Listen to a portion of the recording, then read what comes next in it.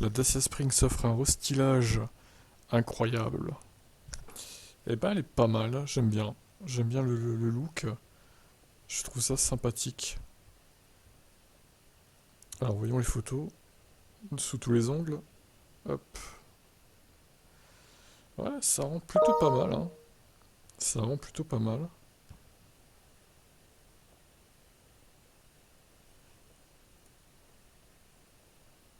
Bon, l'arrière, j'aime un peu moins, j'avoue.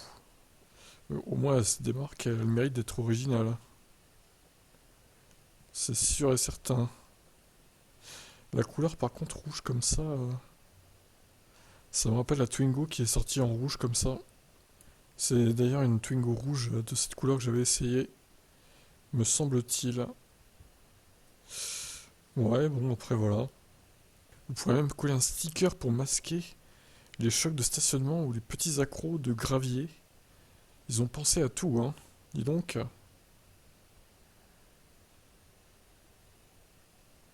Bon, alors qu'est-ce qui change sinon du côté technique? Voyons s'il y a des nouveautés. Alors, un mini duster. Ouais, pas faux. Qu'est-ce qu'il y a d'autre à signaler? Ah, à l'intérieur, oui. Intéressant également.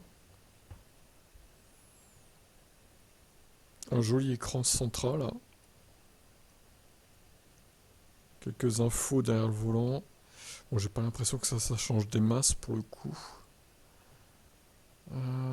Tac tac tac, 10,1 pouces. Le nouveau Media Nav Live, compatible réplication smartphone, Android Auto et Apple CarPlay, mais offrant aussi nativement une navigation connectée avec 8 années d'abonnement comprises. C'est toujours bon à prendre. Elle reçoit un satellite de commande audio sous le volant. Ok. Commande de ventilation de chauffage plus moderne, même si la clim reste manuelle et monozone. Entre les sièges avant, le sélecteur rotatif laisse place à un nouveau levier provenant des joggers et dusters hybrides. L'habitabilité reste la même. La position de conduite n'a a priori pas changé, même si le volant devient réglable, mais uniquement en hauteur. Les places arrière sont bien adaptées pour des enfants ou des adultes de taille moyenne, à condition de ne pas trop reculer les sièges avant. Néanmoins, on ne peut pas attendre de miracle de la part d'une voiture du segment A. Logique. 3,70 m de long, 308 litres. Par contre, c'est pas mal, hein, le coffre. Et il y a même un frunk incroyable. C'est pas mal. Ah non, ils ont pas amélioré la batterie. Ça, c'est dommage. Par contre, c'est incroyable qu'elle pèse moins d'une tonne, hein, cette voiture, quand même. C'est fou. Les jantes 15 pouces, moteur 65 chevaux. Il y aura toujours la version 45-65 d'ailleurs. Je vous déconseille vraiment la 45, c'est un vrai veau.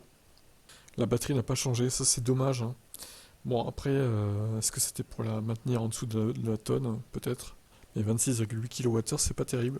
Il pourrait au moins proposer une version plus grande, quoi. Genre 40, pour contrer la C3, quoi. Et laisser au choix le choix aux gens, quoi. Alors, chargeur type 2, 6,6 kW.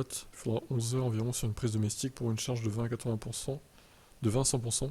7 heures sur une green up et 4 heures via donc cette charge 6,6. Sur le moteur 65 chevaux, il est possible de choisir l'option CCS permettant de se recharger aux bornes rapides, mais dans ce cas, le chargeur est toujours bridé à 30 kW.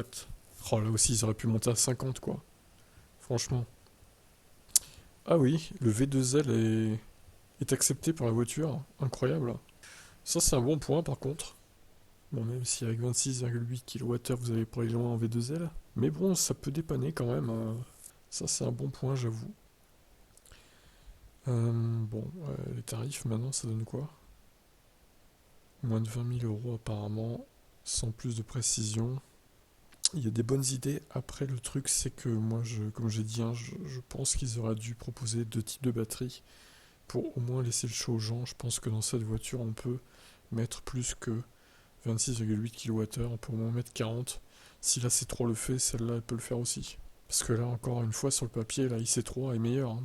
Désolé, mais bon. En plus, elle est moins chère grâce au bonus, donc même si la IC3 n'a pas le V2L, c'est vrai. Mais bon, voilà, ça ne fait pas tout le V2L. Qu'est-ce que vous en pensez? Et puis surtout, les IC3 se rechargent beaucoup plus vite aussi en CCS.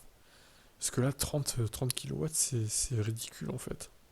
Même si la batterie est petite, au final, le 20-80% en 46 minutes, c'est une honte pour une batterie si petite. Bon, bref, voilà pour cette Spring New Look. Qu'est-ce que vous en pensez du coup? Ciao.